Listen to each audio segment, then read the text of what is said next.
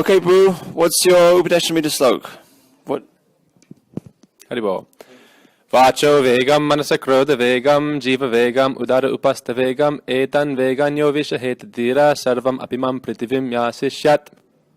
Okay, what does that mean? Srila Gurudev would often refer to this verse in his classes, and it basically means that we have 6 urges: the urges of the tongue, the speech, the mind, the stomach, the genitals, vachaveg, manasaveg, krodaveg, the urges of anger, jiva upastaveg.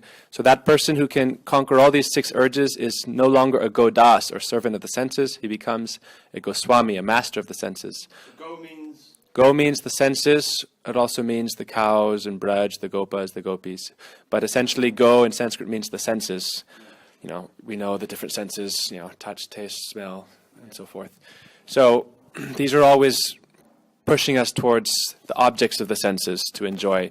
Prahlad Maharaj says that senses are like co-wives to the mind or the self, and they're always pushing us towards their different objects, like wives are trying to pull their husband to enjoy them. So we have to try to conquer these objects of the senses. The only way it's possible is param drisva nivartate. Vishaya vinivartante nirahara siddhinang raso varjang rasopyastya parang drisva nivartate. We may give up the sense objects, but still have taste for them inside. So Krishna says that's a mityachara, a hypocrite. If we really want to control the senses, we have to develop param drisva nivartate, the higher taste. So Prabhuji, in 2011, he was speaking on this verse about Varshana, and he was saying how once Krishna was with Radharani, and the gopis had just done Shringar of Radharani, and they asked Krishna, oh, how does he look? Because Krishna had been dressed by the Sakas, and he was very beautiful. And so the Sakis and Sakas were asking, who is more nicely decorated, Krishna or Radharani? And so Krishna, then Krishna's turn to talk about Radharani. He said, oh, she is so beautiful, she looks like Chandra, the moon. But he said Chandra, and as soon as he said that, Radharani got off in a huff and left. And so this pastime went on for a long time, but this is a short little video. So, Why did she get in a huff? Because later on, when Krishna begged forgiveness at her lotus feet, and over a long course of the pastime, finally she was appeased. And then, she said, how dare you compare me to Chandra? Chandra, the moon, is very bad character. He met with the wife of the guru of the demigods, Brihaspati, and because of his sinful activities, he has many spots in his face. So you're comparing me to the moon, but the moon has many... Are you saying I'm ugly? I have many spots in my face? Also, we know that Chandravali is the rival of Radharani.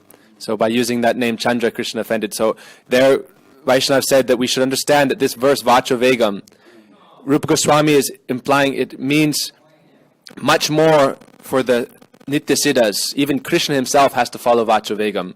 It's not just for sadhakas in this world. Like, Rupa Goswami is not concerned about all these ordinary living entities. He is concerned, but the verse is meant more for those who are high-class sadhakas. They have to know, when you're serving Radharani as a manjari, you have to know what to say, when, and what to do. And the gopis, they know how to control their speech. That's the first thing. You have to control your speech. So on another topic, the idea is that here it says you can become a guru if you can control these 6 urges. But what's very important to understand is that right now, as all the jivas are the disciples of their senses, disciples of their mind and their senses, and they're always urging them to do many things, and they follow like a lusty man follows women. Can you just say something? Can you say something about the tongue? Well, there's 2 aspects. One is the speech and one is the tongue. So the desire to eat palatable foodstuffs. Mahaprabhu said, Jivar lala se jai itu itu dai, shishnodara parayana krishna nahi pai. That person who's always running behind his tongue to taste palatable dishes, he will not be able to control his genitals, and he will definitely fall into samsara. So he will never be able to achieve Krishna. That's the second line of the slok. And the first line? First is vacho vegam, manasa krodha vegam. First the mind, speech, and anger. And then it goes in the line, there's the tongue, belly, and genitals. So these are going in one line. So if you can't control your tongue, you won't be able to control your belly or your genitals. So to control these, you have... And if you can't control your speech? The same thing, you won't be able to control your mind or your anger. Right. Okay. Hare Krishna. So in other words, it's very important. The tongue is extremely important. Not only for sadhakas in this world, but even for the Nitya Siddha Parikars, the Sadhan Siddha Parikars, they all have to be very careful how they behave, because they can dissatisfy Radharani if they do not follow the proper etiquette for the gopis and manjaris. And what's the best thing you can do with your tongue, with your speech?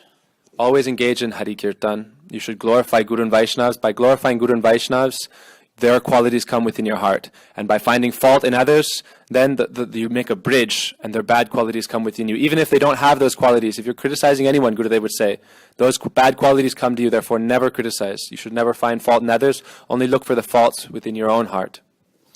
Okay, Boo, thank you very much. Hare Krishna. Haribol.